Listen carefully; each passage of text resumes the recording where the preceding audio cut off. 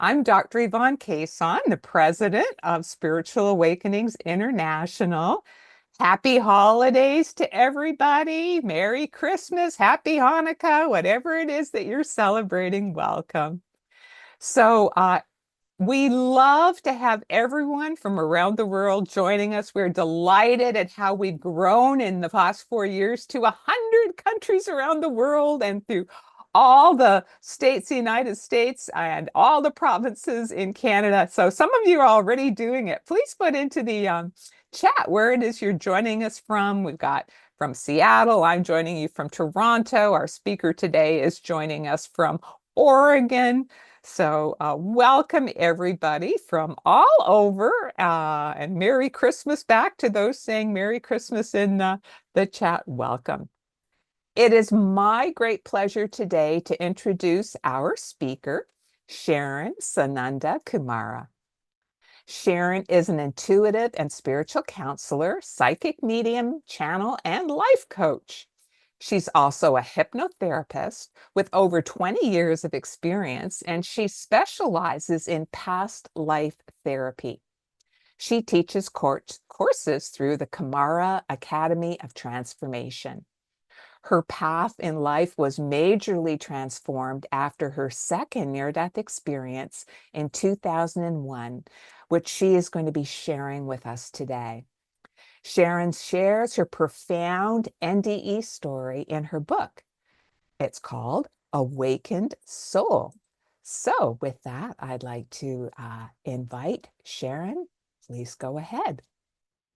Happy holidays, everyone. I do want to say that first. And if we are ready, I'll go to my presentation. Sound good, Yvonne? Sure, go ahead. Okay. From near death to new life, my NDE journey to soul awakening. Yours truly, Sharon Sananda Kumara.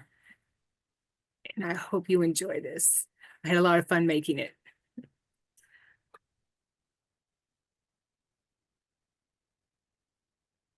A little bit about my background. I was born and raised in Oregon until I was about 13. I was raised as a Catholic, but not religious. I tell people I was not a good Catholic.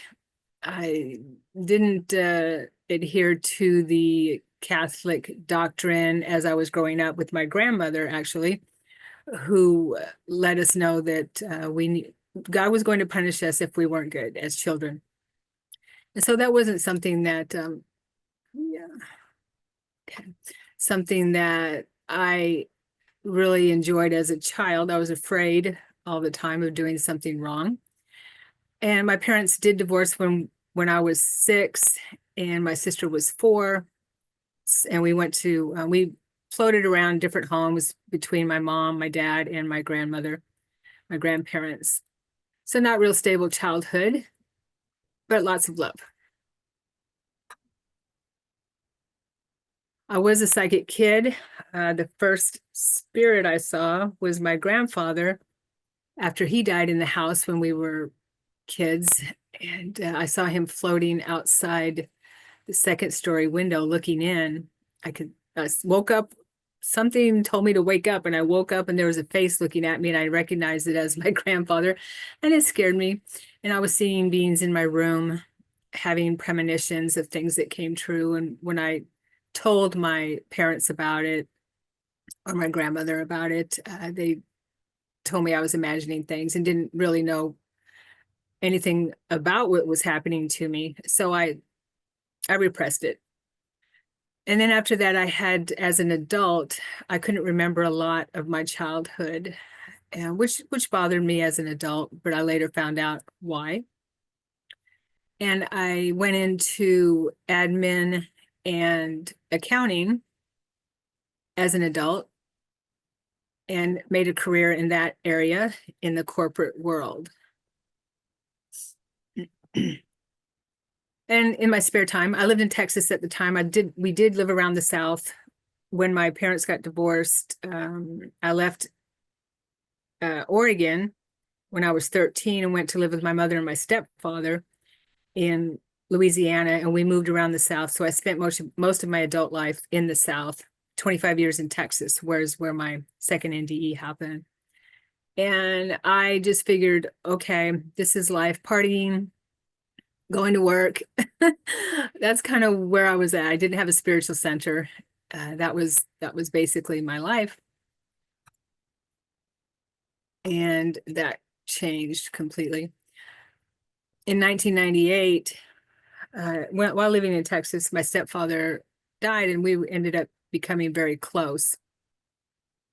And that's when my spiritual transformative experiences started happening. This is before my NDE that changed everything for me as well. And the day that he passed, I was staying at my mom's house, and he was in the bedroom. He was home on hospice. He had COPD, and he died 1 month to the day after he went home on hospice. Hospice workers are angels for sure. And I was napping on the sofa in the front room. And this was after I already knew he had died, and they had removed his body. And I see Dad walking toward me out of the bedroom door, and he's walking toward me. And I was in that in-between state, where you're awake and your body is asleep, but your mind is awake. And he's walking toward me, and I'm thinking, well, that's weird. He just died. So I heard him very clearly in my head say, how the hell do I get out of here? And he's walking toward me, but looking past me. And as he's walking toward me, he walks basically through me. And I believe that he probably saw a portal and went to that and then disappeared. But it really kind of rattled me, because I hadn't seen anything like that since I was a kid. Like I said, I repressed it. And that's what probably what the drug and alcohol was all about, was repressing my childhood and my abilities. And a little while later, he leaves a message. I'm going to say a few days later, he leaves a message on my mother's answering machine. And he has a very distinct voice. And basically all he said was Eileen, which is my mother's name, very loud, very clear. And she called me and said, Sherry, you got to come over here. I have something that you need to hear. Because I just lived down the street from her. And she played that for me. And she didn't tell me what it was. And I said, oh my gosh, that's Dad. And then I played it for my sister. I played it for my friends, and they all could tell it was him. And she said she didn't hear the phone ring. She just said, these were the old answering machines that we had back then. And she just saw it blinking when she walked through the room. So he did that. And then it was right around that same time. I believe it was actually the next day that he passed, or somewhere around that time, very close to when he passed, within a week, that, like I said, I was doing drugs and alcohol, and my partner and I were doing cocaine on the weekend. And I could feel myself getting addicted to it. He was already, but I didn't know that at the time. And I could feel myself. And he put it on the counter for me, and I'm getting ready to do it, and I feel my dad standing next to me, just as clear as day. And I hear him in my head, in my mind, say, what are you doing that is going to kill you? And I stopped doing it. I didn't do it. I told my partner at the time, I can't do this. I can't do it anymore. And I stopped doing cocaine or any drugs after that. My mother and I wanted to communicate with him somehow. So we ended up buying a Ouija board. Her friend was a psychic. She says, why don't you get a Ouija board and talk to him? So we did. And I will say that spirit boards are not for children. They shouldn't be sold in toy stores, that's for sure. That it's a tool. It's a tool to communicate with spirit, but you do open a portal, just like you open portals with any kind of communication when you're when you're communicating with spirit. So when my mother and I got on the board, it moved, and we connected with him, and he answered questions that only we would know, or he would know. And when my mother took her hands off it and my hands were on it, it just flew around the board. So I was obviously getting some kind of a connection, a strong connection with him. And that I guess my point is that he was communicating very strongly from the other side. And the next slide I'm going to show you is a spirit photo of him that my roommate took when I was at a mediumship retreat in 2009. We were, it was the last day we were there, and we were outside in the night taking orb photos, trying to get all kinds of orb photos and spirit photos and things like that. And she got this photo I'm going to show you. And we didn't know who it was because there wasn't anybody there and she has given me permission. This is the original, and we didn't know who it was. And then it dawned on me, because I was getting communications from him around that same time, that he was the one in the photo afterwards. And he always appears with these glasses, because I used to make fun of him back in the day that, Dad, don't wear those horn rim glasses because you look so dorky. Put your wire rims on. So he appears to me whenever he comes, and appears to me in my travels, nighttime travels or anything, or in a meditation, he's wearing those glasses. And it looks like him. Let's see, get back here. He has the same face, hairline and face in those glasses. So I think this is a really cool photo. Okay. All right. So after Dad passed, I wanted to know what happens when we die. So I started reading books on the afterlife, mostly mediumship books. And that really helped me realize this is what happens when we die. George Anderson, James von Prague, John Edward, those people back then were writing these books, and it helped me tremendously remember, okay, we don't die.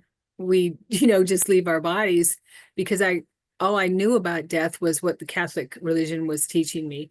And I had to know that there was something, there had to be something else besides just heaven or hell or purgatory. So as I was studying about the afterlife, I began having spontaneous sleep paralysis episodes. And if you don't know what sleep paralysis is, it can be very scary.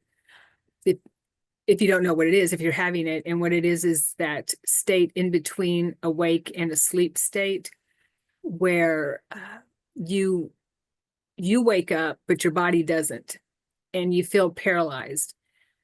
Your mind is telling you you're awake, but your body doesn't know you're awake yet.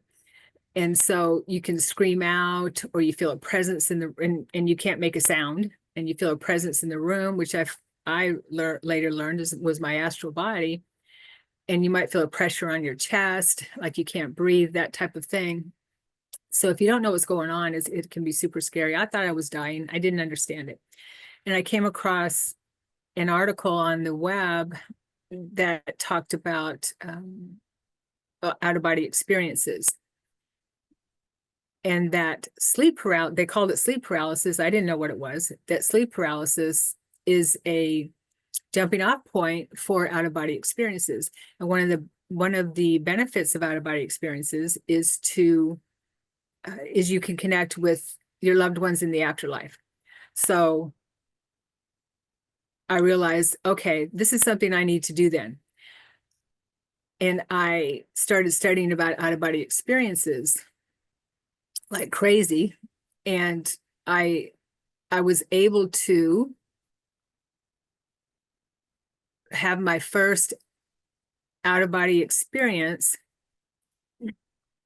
after about 6 weeks. Now I'm a regular traveler. I teach courses on it, but I was hooked. And I did find my dad as well. I found him a few weeks into my practice, and that was pretty amazing. Highly suggest be conscious in your nighttime travels, because it's one of the most amazing things that we can do for our spiritual growth, for sure. Okay, so I'm traveling out of body 3 years later, 2 years later. My dad died in September 1998. I'm practicing my out of body experiences. I'm still uh, I'm still not fully awake, I guess you could say. I'm not in tune or in touch with my Christ consciousness. I'm learning about my soul as I'm traveling through in my practicing in my out of body experiences. So on June 11th, 2001, I went inner tubing down the Guadalupe River with 4 other girlfriends. It was one of my friend's birthday, and we had a really good time. And this is the Guadalupe River in San Antonio or in New Braunfels. That's a photo of it. We have a really great day.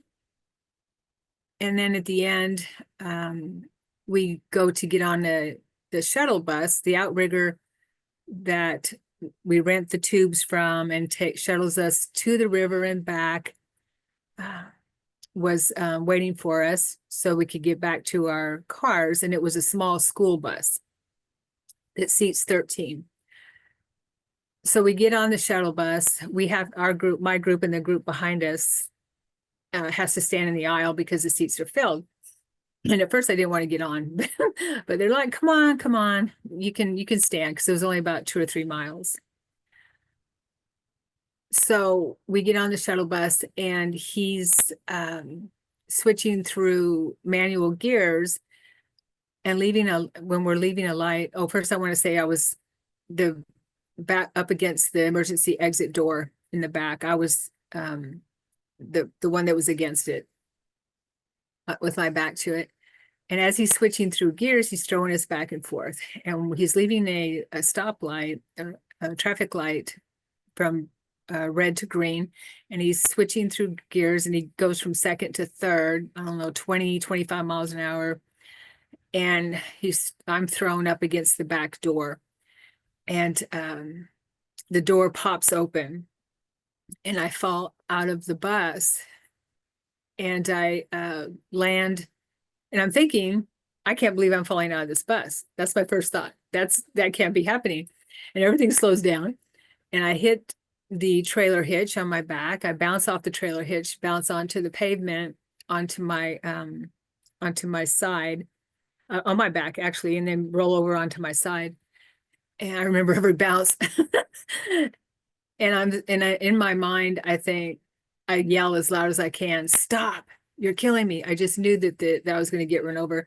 And as soon as I yelled that, the back wheel of the trailer that the bus was pulling, that had our ice chests and our inner tubes in it, one of those utility trailers, runs over my neck and my head. And at that moment, I pop out of my body. And I'm floating above my body. And I think, okay, well, I did die. But I'm not upset. I'm not afraid. I realize, all right, well, I've done this many times. And I guess it's my time. So I'm floating there looking down at my body, and I see one of those commuter buses driving up where my body is laying. And I think, oh, I hope that bus doesn't run over my body, because that would make a big mess. As I'm looking at the scene, I'm about 20 feet above my body. I'm looking at the scene. And then I think, oh gosh, this is really going to ruin the day for my friends, because we had such a good time. Here I go and die on them. That was my thought. But it didn't make me want to go back. And then I think about my family. And I think about my partner at the time, and I thought, and I could see him on the sofa, and I think, it's, well, he'll be sad for a while, but he'll be fine. And then I think about my sister and her family. And I think about how she has, we're very close, but she has 2 boys and a husband. And I think, well, this will really knock her for a loop, but she has her family. And then I think about my mom, who I was kind of taking care of. She just lived not far down the road from me. And when I think about my mom, I feel a presence behind me. And I turn around and see my dad, my stepdad, who had died in 98. And he looked amazing, wearing his glasses, and he's wearing just wearing normal clothes. He looks the same but younger. And he tells me it's not my time. And I'm thinking, but I want to stay here with you because I knew that, this is where I belong. This is home for us. And he tells me that my mom needs me. I need to help her transition and that she would be transitioning soon. And I still had a lot of things to do. He's telling me all these things. And when we're communicating, which is telepathically, there's a tunnel. I feel movement to my right again. And there's a tunnel that's opening up. And I call it the ancestor tunnel because I could see my ancestors that I knew from when I on the planet, and ancestors that I wouldn't have known here, but I knew that they were my ancestors. And they're looking at me, and they don't look really happy to see me. There's not a big celebration. I was expecting a celebration because I remembered that that's what happens, but they weren't celebrating. So I was beginning to realize, okay, well, I guess I'm not supposed to be here. But I'm still drawn to the tunnel. And as I'm drawn to the tunnel and moving toward the tunnel, I see another portal opening up beyond that tunnel. And it is a bright yellow sun like portal. And I'm gazing at that, and I see a figure move out of the tunnel. And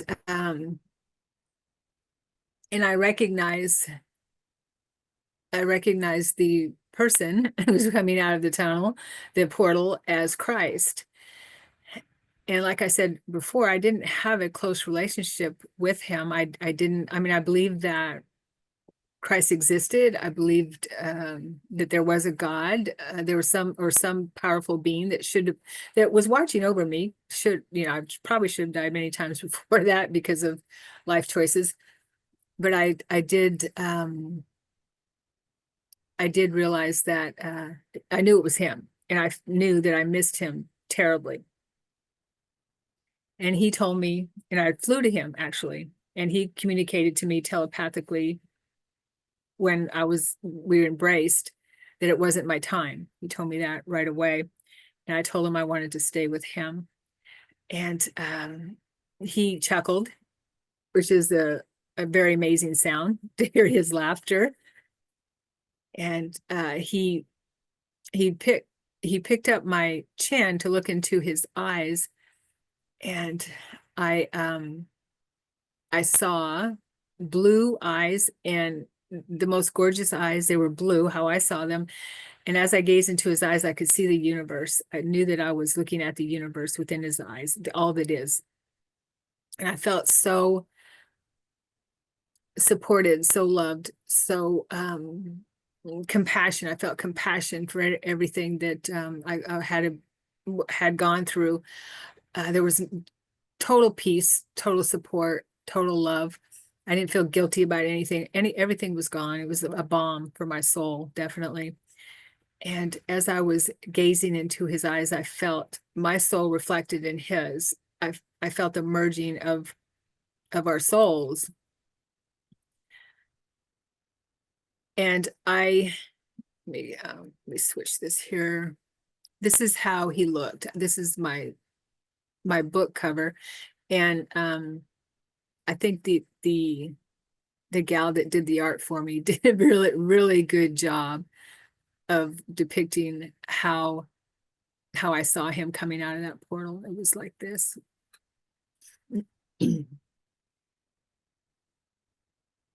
And as I was merging, yes, here we go. Got some triggers here. Okay, so I was washed clean. My soul was washed clean. I was washed clean. My body that I felt I was in a body was washed clean. And I felt my heart as he's holding me. I felt my heart and his connect. Our hearts are merging. You know how you feel in your heart center when you take a deep breath and you just feel that expansion in your heart center. It felt like that, but times 100. It was just this amazing fulfillment in my heart, became this just completely full. And I began merging with that, and I became the light as and this depiction I think is really beautiful. This is AI depiction that I was able to get that is similar to how I felt and what I could feel and see. And I'm basking in that because it feels so home. I'm like I'm home, and it was tangible. The light is tangible, and it's all of you. It's not just around you, but it fills you. You are the light. We are the light. We become it, and it bathes us for sure. It's intelligent. So he asked me. I hear my name as I come back into this awareness as Sharon, and he asked me if I'd like to go on a journey, and I say yes, of course. And he holds out his hand, and I take his hand, and as soon as I take his hand, we are flying through the cosmos. So the cosmos is flying, moving through us. I don't know, who knows. But I like to share this is when I took his hand, it was so intense. I could feel every line, every crevice in his hand. In the higher planes, our senses are so much more acute than here. And I like to say that in this realm, our senses here are like having a glove over our senses, that they're muted compared to in the higher realms. So we're flying through the cosmos, and we come across this, it looks like a blue sun. It's blue, and it's a portal. It looks like a sun. It's very bright and beautiful. He takes me, and we fly through that. We dive in and fly through that, and we emerge in a dark expanse, and I see a blue-green globe or portal or planet. And we come closer to that planet, and as we're floating above the planet, I notice this planet is a home planet for me, and it's an ocean planet, and it's a planet that I recall that I spend a lot of that I come from in some way. I believe that we have home planets that we resonate with. Earth is my mission. I love this planet here. And as we're floating above, I feel the mother of the planet welcoming me home. And I become merged with the mother of the planet herself, which is the planet. She's the mother, just like Mother Earth. And I become merged with her, and I become one with her. And as I become one with her, I feel so much love and compassion, and feel so blessed by every being, every cell that's on my body as this planet, like our planet, Mother Earth does with us, and we should be with our bodies, right? Our physical bodies. And so she's connected with every cell on her body, which is this planet. And I also feel the love from the beings on the planet for her as well. I'm in that space of feeling that connection, that my matrix becomes merged again with her. And the emotion is just really overwhelming when I go back there. But and then so I'm in that space, and then he calls me back again. I hear him say my name, and we dive down into the ocean of the planet, and I'm reunited with my aquatic family, my mate, and I have children there. I have parents. I have a community, and so I'm reunited with them, and I end up being uh, so immersed in that life that I forget about Earth. And I hear Yeshua calling me back again. So I return to being with him, and I tell him, okay, and he reminds me about my agreement, or of my agreement on Earth, actually. I said, okay, I'll make an agreement with you that I'll return to Earth if you promise me that I will be conscious of you in my Earth life next to me and helping me throughout the rest of my life. And I'm conscious that you are there, and we have a conscious and tangible connection, relationship. And he said, deal. And I'm back on Earth. And I'm back in my body with a thud. I jump up, run to the side of the road. I'm in shock, of course. And by that time, the bus had stopped, and my friends are run down the road and are surrounding me. They call an ambulance. The ambulance comes to get me. They put me on a spine stabilizer. They x-ray my head, my body. Nothing is broken. I didn't have a concussion. Nothing was dramatically injured. I do have road rash in my back. Still needs maintaining. I have a little bit of nerve damage in my neck. But other than that, they released me in 5 hours. So I'm back home and healing my body. And I'm starting to remember, let me go back here. I'm starting to remember my NDE through my out of bodies, because I'm projecting spontaneously to a water world. And I will say the aquatic beings were mermaid-like, those types of beings. These beings are gorgeous. And I feel like this was in the fifth, what we would call the fifth dimension, because it was a very higher vibrational planet or space that I was in with them. And when I go there, and so I kept projecting to this water world, and I was putting the pieces together of my NDE, and also Christ was showing up in my out of bodies too.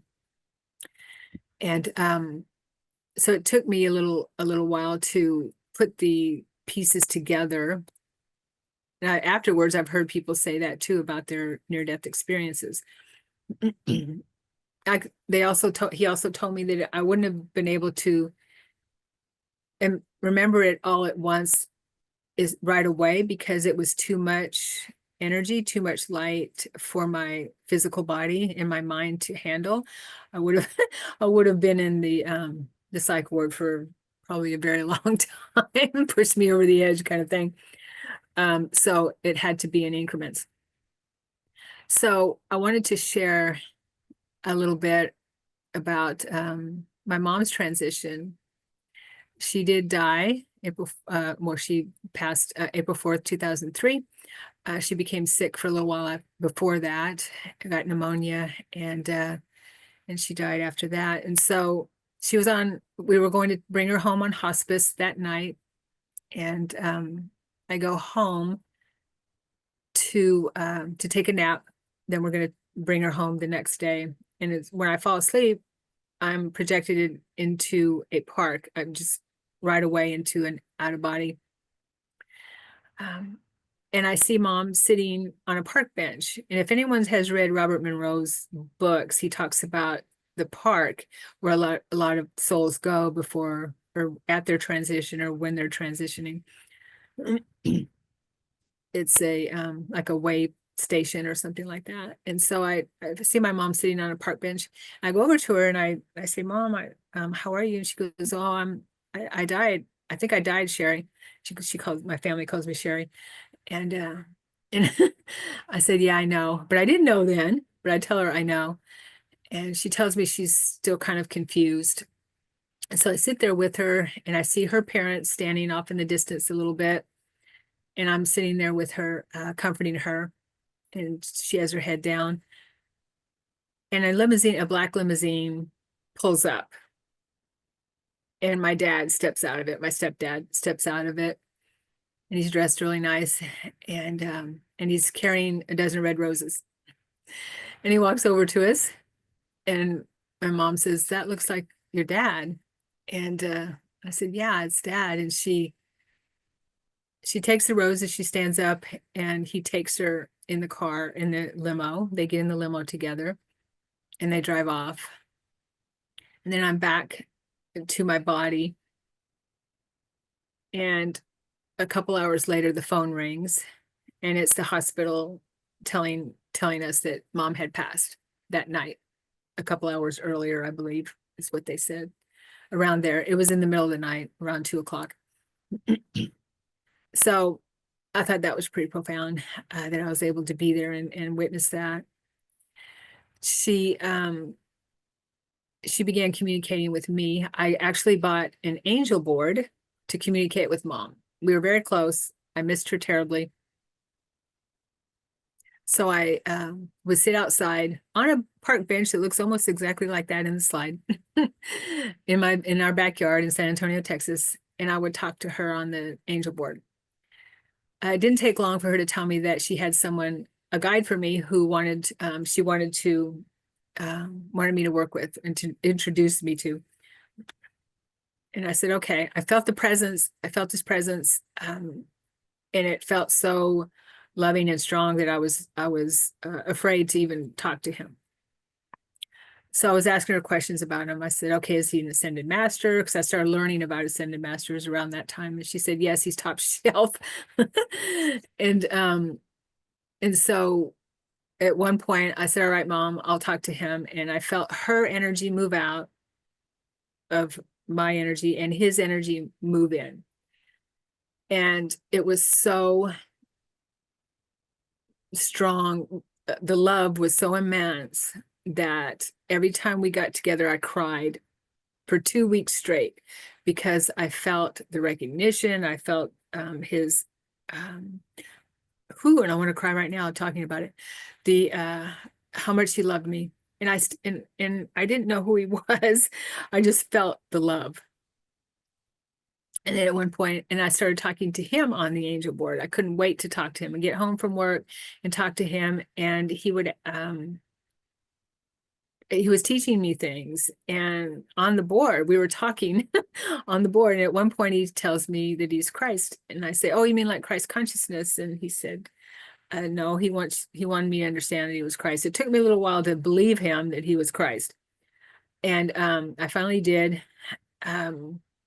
Because he showed me a vision of him as Sananda Kumara, the higher plane version of Christ, and how I understand it. So I committed to being in meditation with him every night at 9 p.m. and he would help me heal. I didn't feel worthy of his love, I'll tell you that, and his presence on a daily or any time in my life because of what I was carrying in my body, in my cell memories, shame, the stuff that we carry. So as I began working with him on a really deep level, I was very true to my commitment. I was in my room every night at 9 p.m. in meditation, and my repressed childhood memories came up fast and furious. And I was seeing that I was being abused as a child by a family, extended family member, not anyone in my family, parents or anything like that, extended family member. And that's why I realized that I was repressing these memories. I knew that something was up, but I didn't know what it was. As an adult, I knew that there was something that I was, if I'm repressing these memories, something must be not right. I just couldn't put my finger on it. I didn't have any memory of it. And so I began pulling those memories up and healing those. And I was seeing extraterrestrial grays. And I didn't know anything about extraterrestrials at this time. I didn't know anything about grays or anything like that. I was seeing these three gray beings who would pull me out of these abusive situations with this family member and heal my body, because it was pretty brutal. Um, and so I was being shown these images or these memories because I could feel that I could feel the I was in the memory itself. And when I learned that when repressed memories come up, there's some certain parts of it that you feel. I could, smell the vomit. I could feel the pain, not all of it, thank goodness. But I also saw that I would leave my body whenever it would happen, like a lot of children do. And so at at at one point I was, or I shouldn't say at one point, but I could feel when a memory would come up if I was at work or in not in my bedroom, which was my classroom in my meditation room, and I'd have to get back to my room in order to let it play out and let it go. Yeshua, Christ, Yeshua, I call him Yeshua. He gave me forgiveness. Wait, let me see here. I think that might be the next. That's the next slide. So I was seeing memories past my childhood. Once I was getting through the childhood memories, I was seeing memories of Galactic Wars, all the way back to the Galactic Wars. To coming from the Orion Wars and things like that, and seeding planets. I remembered as a Pleiadian soldier and seeding this planet. I sat in a council meeting with my council in an out-of-body experience, and I saw Atlantean memories, and they were telling me that that I and a group of people had come back to right the wrongs of kind of Atlantis. And I was naive then. I said, "What happened to Atlantis?" And they just kind of looked at each other like, "Well, let's just say it wasn't good." I'm like, "Okay." So I was remembering many lifetimes in Atlantis. Um, I had, and that also another um, memory came up as age 9, where there was a very different NDE, where I was in my grandparents' backyard, and I was among the grapevines. They had a little grapevine vineyard there, and I was looking for agates. I loved looking for agates there. And when I was doing that, I felt the person coming into my energy field that was hurting me, and I felt him, and I in this memory, and I got very frightened, and he grabbed me and everything, and he beat me so bad that I ended up leaving my body, and was as soon as I left my body, I felt an instant of pain, but as soon as I left my body and I'm floating in this expanse, this dark expanse, beautiful, supportive, dark expanse, I felt complete peace and calm and support. And I didn't understand it afterwards. Like, okay, my other NDE was I was in the light. Okay, this is the darkness, and I didn't know what it was until I heard people later started talking about were talking about the void, and I believe it might have been the void. So I feel completely supported. I'm in this I've heard it also called primordial space, and as I'm in that space, I realize that I can expand my consciousness to envelop the whole space where I have the awareness of all that is, everything that is, and then I can bring it back down to myself as the little girl. So I was playing with that, and I didn't really have to have thought.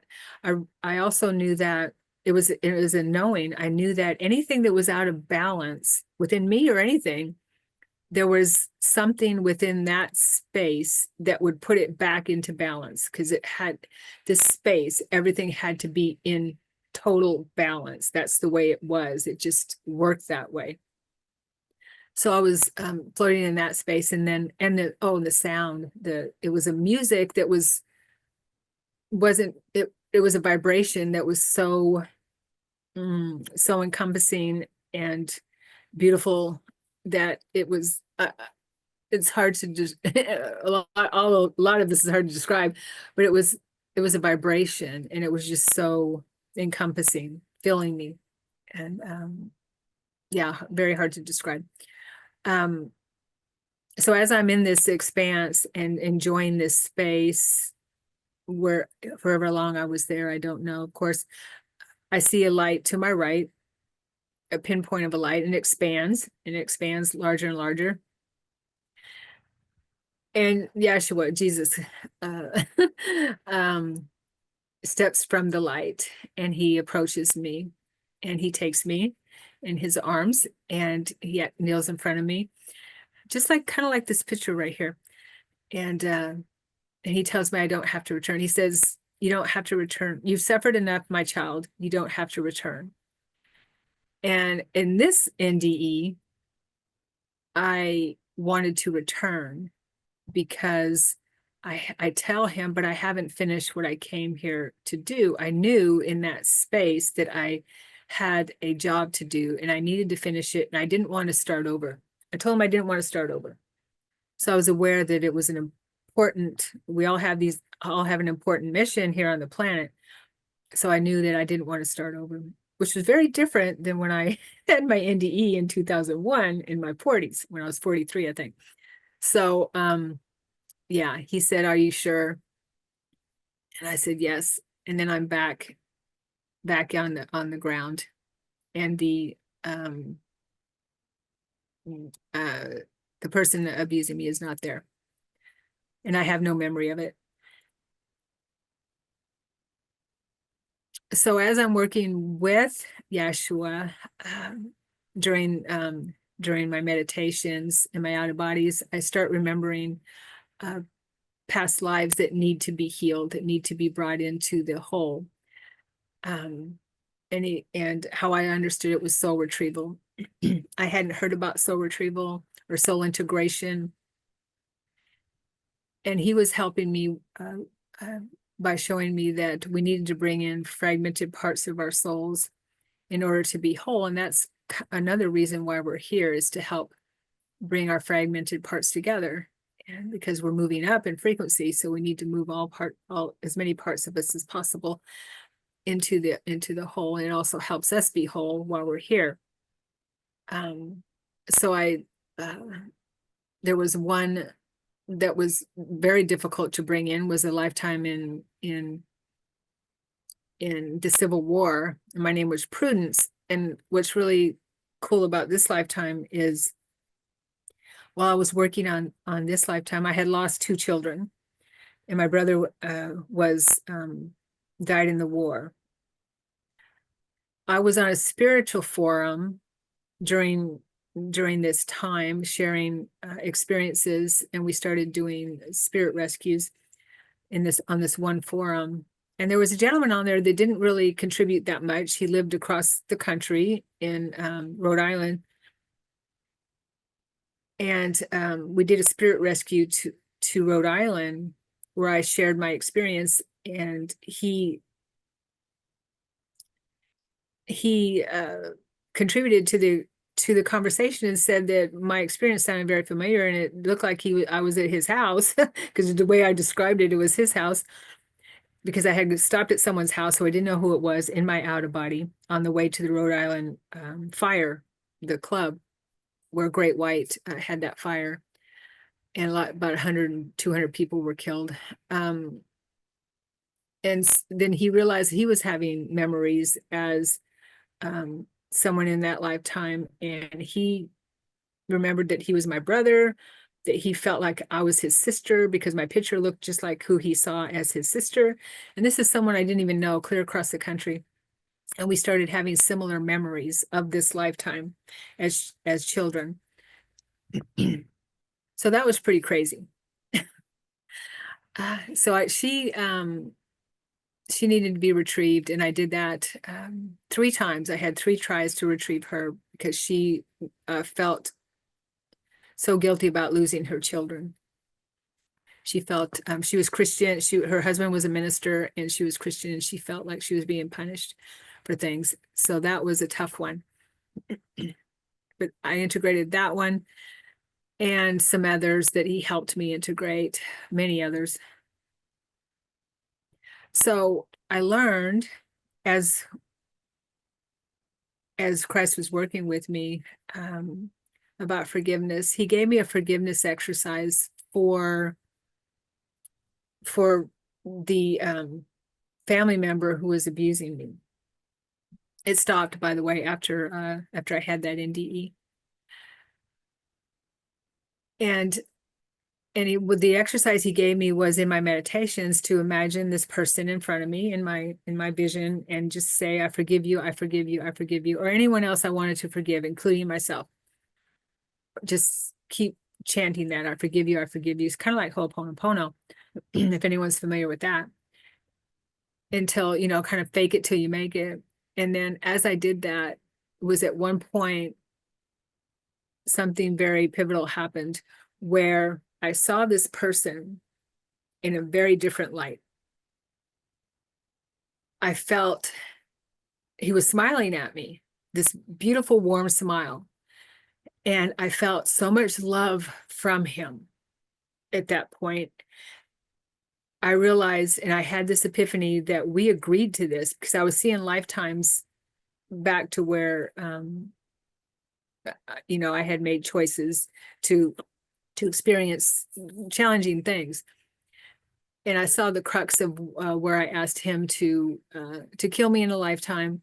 And then because I was doing bad things, killing other people, my mother and I, and close that karmic loop.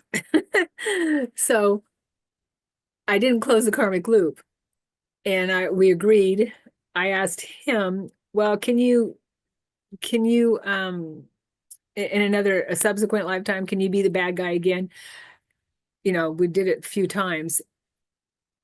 And he said yes. So he actually put his spiritual progress on hold for me. And he loved me so much that he did that I realized, oh my gosh, there's nothing to forgive.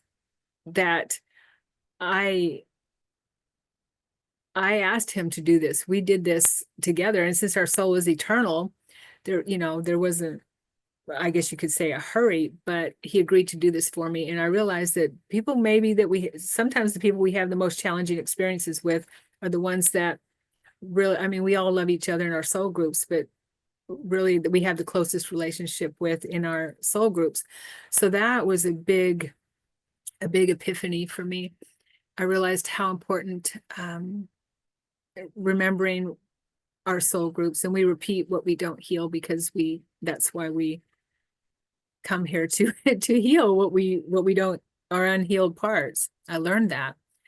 So, and I love this quote from the teachings of the law of one: in forgiveness lies the stoppage of the wheel of karma. And I've definitely experienced that, witnessed that. So this is something that happened too while I was going through my quickening, as my teachers in Yeshua taught me, called it my quickening. I was dealing with anxiety and panic attacks pretty badly as things were coming up for me, and these were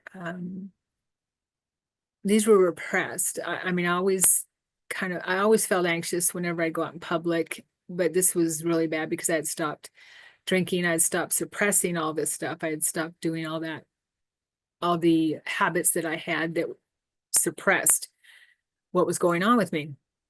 So I was dealing with them on a regular basis. Because of them, I took 3 trips to the emergency room and was admitted once. When I was in the emergency room, at one point, I'm sitting on the gurney. They left me there, and I'm going bonkers. And I'm talking to Archangel Michael in my head, in my mind. I was communicating with ascended masters and archangels at that time too. I mean, still do. Once you're in their group, you're always in their group, which is all of us. or to have conscious awareness of them. And he told me, because I was frightened, I was very frightened, I was terrified. And he told me that he was going to visit me. He was going to send, he was going to come visit me while I was there. So as I'm, and I always trust them, as I'm sitting there on the gurney, a security guard walks over and asks me how I'm doing and strikes up a conversation with me. And we start talking about what's going on with me, how I hear voices, that kind of thing in my head, and I'm channeling, and then I talk, I just open up to him because I'm wide open already anyway. I'm blown wide open. And I tell him about the water world. And he tells me that his name is Michael. And he shows me a tattoo of a dolphin on his ankle. And I'm like, thank you, Michael. And he helped me. This gentleman helped me calm down. He helped me get out of my panic mode and my terrified mode. So he sent me an angel. He sent me himself, an angel within this body. So I thought that was really cool. So the Matrix, back to the Matrix. I was I was getting ready to move back home to Oregon and staying in a hotel. My boyfriend and I had split up. And I had this deal where I couldn't go anywhere by myself when it was dark. That was part of my anxiety. So I told myself, okay, I'm going to go grocery store shopping. I'm going to go to the grocery store because I need some, something to eat. And it was dark. So, so it took me a lot to do this, but I did. I went outside. It was dark. I got in the car. It was like 10 o'clock at night, which is way past my comfort zone with going out by myself alone. And I did it. And I was driving down the road in San Antonio thinking, oh my gosh, there's so many people out. These people are just going out at night. Like everything's okay. They're not afraid to go out at night. And I thought, okay, I'm going to keep doing this. So I stepped way outside my comfort zone. I walked into the grocery store. I was only there, I don't know, maybe 5 minutes because I was pushing a cart. And everything disappeared that was in front of me in my line of sight. Everything disappeared. And a matrix took its place, a blue-green matrix. Not green like this, like in the Matrix, but it was blue-green. And I was stunned. It stayed like that for maybe 3 seconds, which is enough time for me to be able to see that that this is a matrix I'm looking at. I didn't know anything about the movie The Matrix at that time. And then it disappeared. And I see everyone just going about their normal shopping duties. And so I do the same. I never told anyone about it because it was just too strange until I moved back to Oregon. I talked to my cousin, who we always thought of as a hippie in our younger years. She's about 3 or 4 years older than me. And she told me that she saw the Matrix in her bedroom once. And I didn't bring up the Matrix. And I'm like, oh my God, finally someone that that understands what I'm going through. She said, don't worry. I said, I thought I was crazy. She said, don't worry, you're not crazy. You're just seeing things as they really are. So that was comforting. Okay. So I do believe that I was going through a Kundalini awakening and dark night of the soul, as we call it. I didn't know anything about Kundalini awakenings, and I'm so glad that I was put in contact with Yvonne because she helped me understand that a lot of people don't understand what's going on sometimes, and helped me read up on it. And it sounds like that's what I was dealing with. I didn't know that. Like I said, Christ called it quickening, or my guides called it a quickening, which is kind of the same thing. But what I was doing was I was meditating and I was fasting, which helped me clear out a lot more quicker. And I was doing yoga on a regular basis. So that was my routine. And I didn't write on here, but journaling like a fiend, writing things down. Spirit rescue. I became interested in spirit rescue. And after working with Christ and spirit, and understanding, okay, that some people can get stuck, or soul retrieval, I'm sorry, that too. Some people can get stuck. We can get stuck on the earth plane and not remember how to get home, or be attached to the earth plane. And what really got me was when I was at the Moreau Institute, and they played a tape by a gentleman named Patrick, and a woman was channeling Patrick, who was using hemistink, and he was stuck in the water. He thought that he was there for like 12 hours when he was there for like 100 years. And so Robert Monroe guided Patrick to go to his family into the light, and that really really lit something in me, lit a fire under me. And I realized, okay, I feel like this is the work I need to do. I felt so horrible for people that were for all of us that are stuck on the earth plane. I feel that maybe that's what the Catholic Church calls purgatory. And there's all kinds of reasons why we can be in that space, judgment. Like as Prudence, I was judging myself, guilt, afraid of being judged by God, that type of thing, anger, not understanding how to die, perhaps. And I'll share a little story about my bio dad with that one. So anyway, after my grandmother passed, I got the information that I needed to help her. She lived to be 99, and she was bedridden for the last 10 years of her life. And she was very, as I shared earlier, she was very fundamental religious. She felt like she was going to be judged for everything. So this was one of my first spirit rescues, I believe. Yes. And I went into meditation. I found grandma, and she was still sleeping. And I woke her up, and I let her know, grandma, you need to go home, that you died. And she cried and said, I'm so sorry, Sherry, that I didn't protect you. And because I was living at her house when a lot of that abuse happened. And I told her about it, but she didn't believe me. And so I told her, that's all right, grandma, I forgive you. So we had that conversation. When I told her I forgave her, the whole room lit up. The whole room lit up, and she ended up being taken across. Yeah, she just needed to be released from that guilt. Sharon, it's time to wrap up, please. Okay, yes. Sorry, so much to share. All right, I will. So we can rescue individuals, groups, and animals.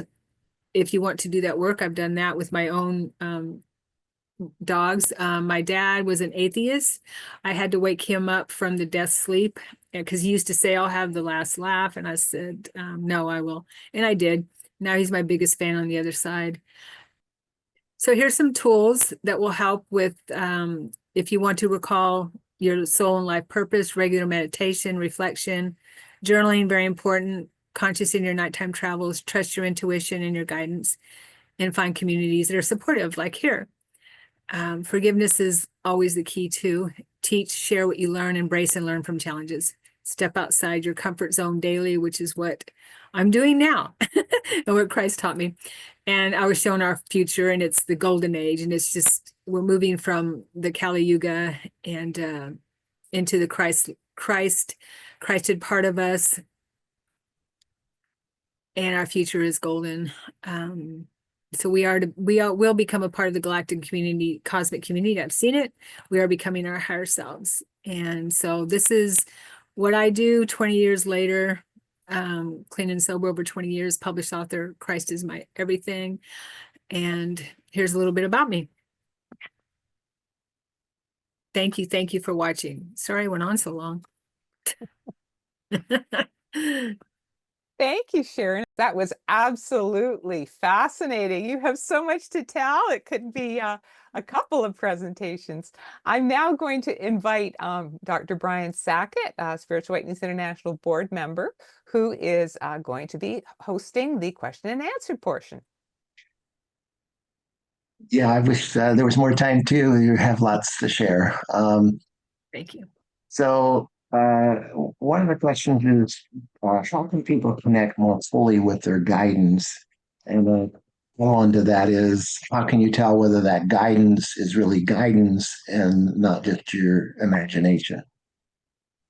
Yes, good question. I get that a lot. Uh, well, the tools I shared helps tremendously with connecting to your guidance and having a communication with them, an ongoing communication. You can talk to them out loud in in your head and trust that they're there because they are always with us. We wouldn't be sent here without some kind of guidance, that's for sure, some kind of helpers for sure. Just like we are on the planet here, we have helpers and teachers.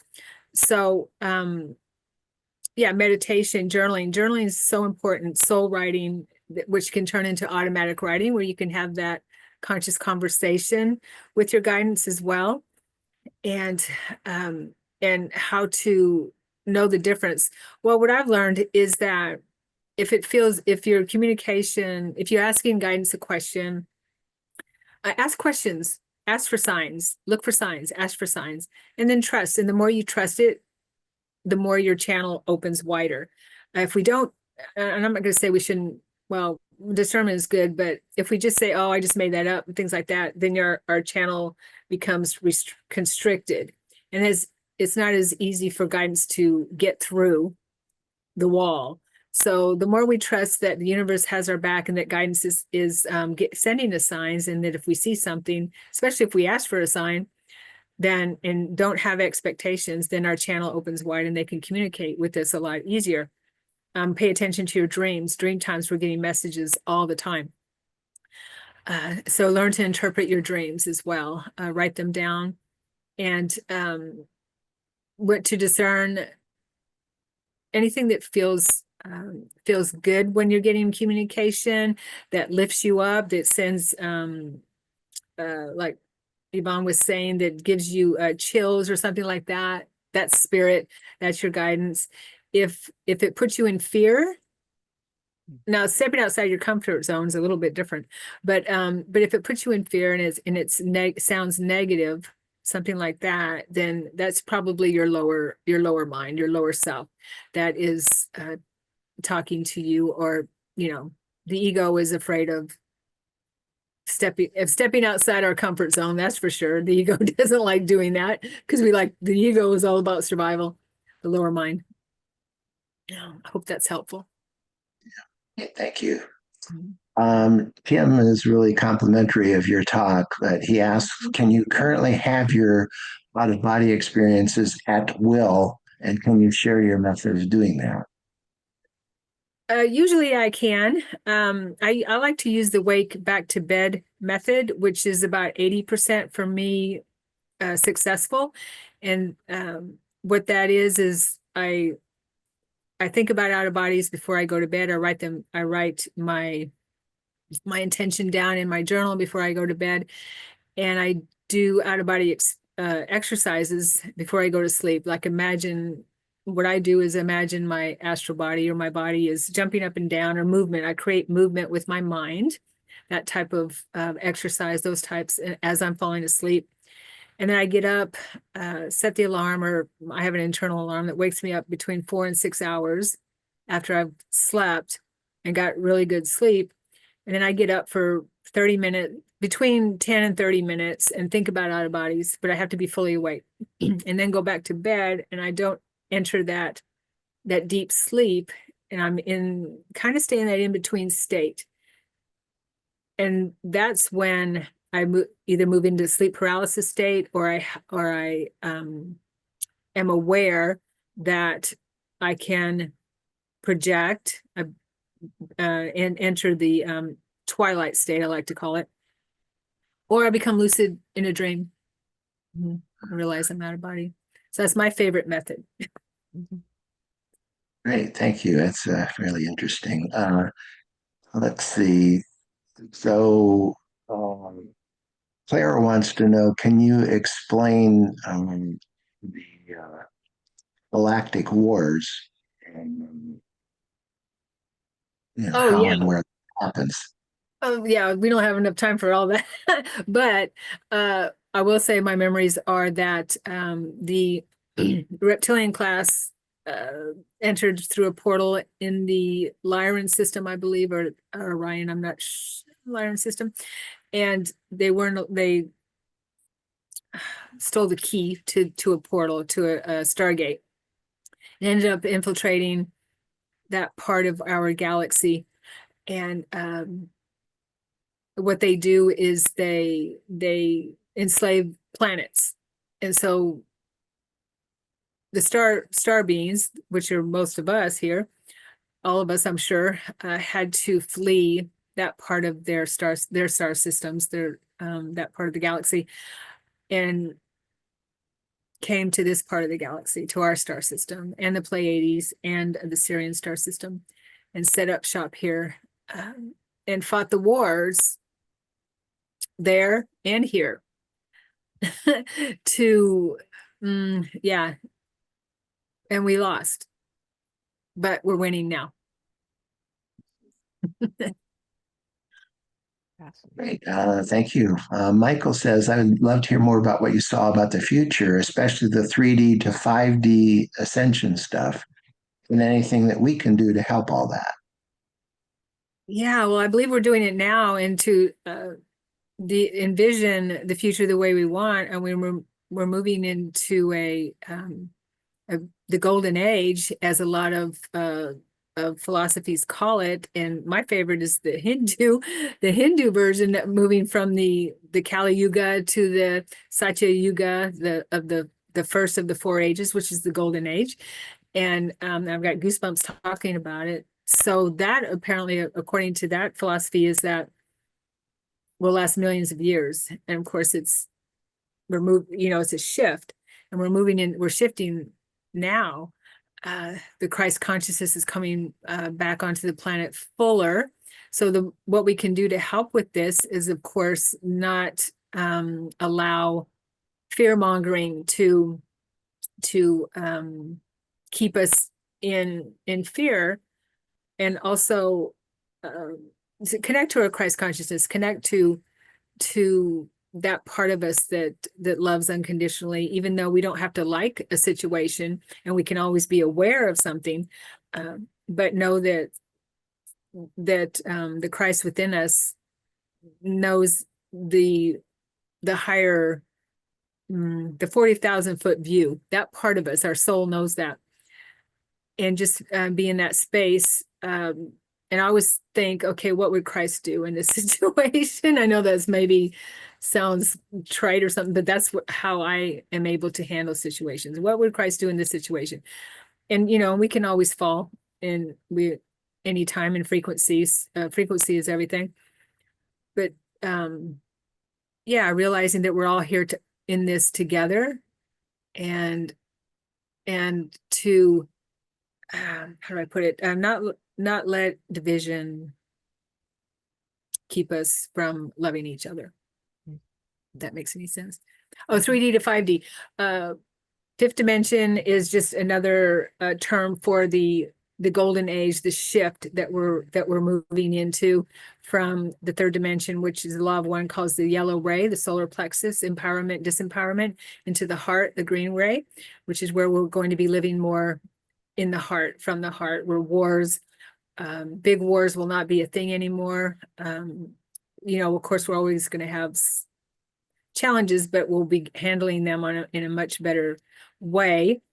And where the lower emotions will will dissipate, and we'll be in a more Christ consciousness type of and advanced, technologically and medically advanced space. I've seen that. It's exciting. Yeah, thank you. You would like to know, how can you discern, Ray, a bad spirit devil slash devil while communicating to people who have passed on or use the spirit board? It's easy. You go with how you feel. If something comes through that you don't feel good about, that makes you feel yucky, makes you feel just like anybody else you would come across in physical form. You know how you can feel people, you come in contact with someone, you're like, oh, I don't know, that guy, that person or whoever makes me feel kind of creepy. It's the same way with spirit. They can't hide their frequency.